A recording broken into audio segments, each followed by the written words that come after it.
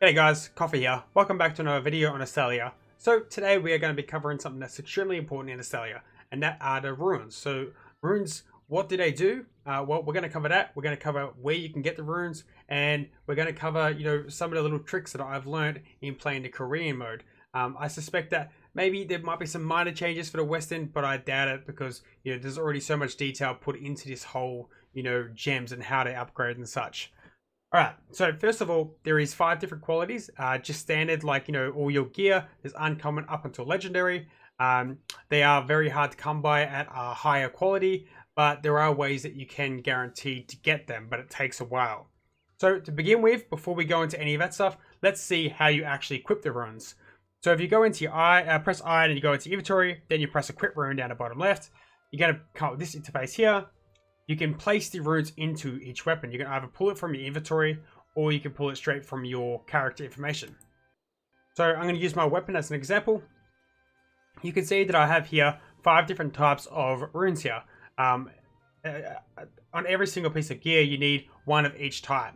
Now note, just because something is the exact same, I'll use this example down here, the attack rune and the ruby, it says spell power and then magical critical accuracy and the magic attack.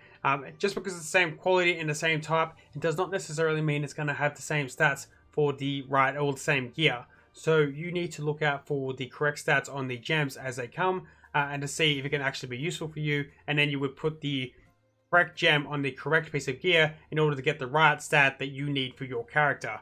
So for example, as a warrior, physical accuracy, attack, and critical rate would be useful for me, but it won't be useful for a mage.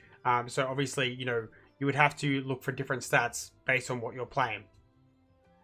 So now you understand a little bit about how to actually equip them. It lags every single time it does that. You just click it and it'll take it off, and you just click it to put it back on. So this one here says physical attack, as I said before. If you have a look down the bottom left, here it says physical critical attack. That was that one. No, it was physical attack. 1.3%, that's 678. If I apply that, then it will go up. So it doesn't affect your base stats of your character. These affect the stats of your actual weapon. So then that goes on to the ring, and it also goes into the earring as well. So if you have a look at my ring and my earrings, these are 2 offensive. So the gems that you put on those will affect the base rate of the weapon, and the necklace and the bracelet will affect the base stats of your armor. So that's just something to take note of. That's why there's 3 defensive and then there's 3 offensive. Alright, so that should give you a general idea of how you apply the gems into your gear, the different types of qualities, and to just note that different stones have different stats for different pieces of gear. So don't just get rid of any pieces of gems without actually having a look to see if you need it, because it might not be obvious at first glance. Okay, so let's have a look at the just jewels and the upgrades. So now we're going to cover how you can actually change the jewels until jewels that you actually may need or might be useful for you, and also how you can get more, because there's a number of different ways, but as I said before, they won't be so obvious at first. So first of all, you press on this tab down here, jewels, open up your rune tab. So there's a couple of little tricks here that you can use. If you place in, say, 5 greens, for example, you'll see that I've got a 25% chance of getting a rare. 25% is quite low, so you're going to go through a lot of these in order to potentially get a rare. If I press this now, it's going to cost me 100 gold, or what do they call it, Esper. I'm going to try and fuse it, and, all the time I fail. See, I only just got the 1 back. So by placing the 5 in, I've got a 75% chance in order to get the same type, the uncommon. But if I take out 2 of these uncommons and I place in 2 rares, then my chance goes up dramatically, because I'm trying to give up the quality that I'm actually trying to go to. But this doesn't give me a chance of getting a heroic. It only gives me a 65% chance to keep a rare. So the only time that you would actually do this is if you don't need the stats on any of the rares. It's better to have a rare equipped to your weapon than no stones at all equipped. So when you've got more than enough stones spare, then you would start doing this. Now, if I remove these greens and I place in all the blues, I have the exact same chance that I had with the uncommons, as 25% chance in order to upgrade to heroic. Now it's the same deal when it comes to heroics. I haven't got heroics on me, but if I were to put 5 of these in, I would have a 25% chance to get a legendary. So that's a 1 in 4% chance, 1 in 4 chance to get it. Now the value of these in the Korean auction houses are roughly 1 to 10. So, you know, to give you an example, if this is worth 3,000 or 5,000 to one person, then it's got to be worth 50,000 in the legendary form. Heroic would be 50,000, and then the legendary would be 500,000. The blue would be 5,000. So it keeps increasing by 10 times the value, and that's happened consistently in the Korean auction house, what I've noted so far. So after you've got, like I said before, you know, if you've got 2 or 3 blues that you don't actually need, then, you know, you put in, say, 2 greens that you don't actually need either because they're not useful for your build, then you have 85% chance in order to get another blue, and that blue is going to be completely random. You can't control that. So I'm going to give that up, and I just got myself a blue as I expected I would, and it's a defensive status evasion. So it's not a very effective way to do it, but you know, there comes a point where you can have so many of these, you're going to give them up because you actually want to see if you can get a better stat. All right, that's enough rambling on that. That's all explained. There's a couple other, you know, key-worthy things that I wanted to bring up to you about gems.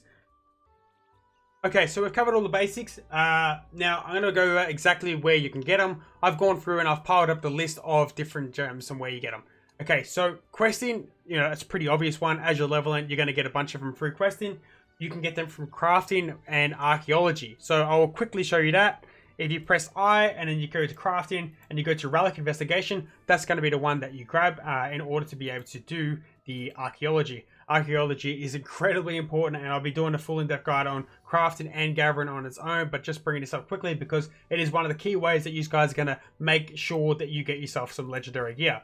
As you can see here in archaeology, down into rune crafting, down to legendary defense, you can see that you can guaranteed make them, but it's going to take you a while in order to get to that level and to that point. But I would 100% pick that up right from the start and start doing relic hunting from day 1 and continue to do so, just to make sure that you can guaranteed get some at a later date.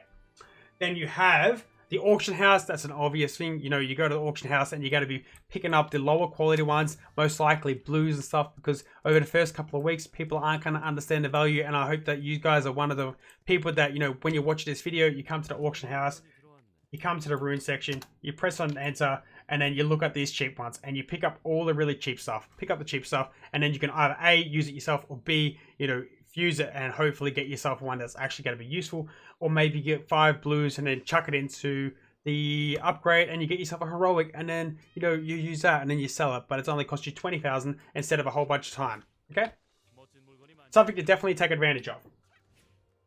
Dungeons and the red currency in the Zender store. Okay, so dungeons, that's another obvious one. If you press on dungeons and you have a look, oh, you don't actually see them, but yes, you get a whole bunch of stones and as well as Astel upgrades in here.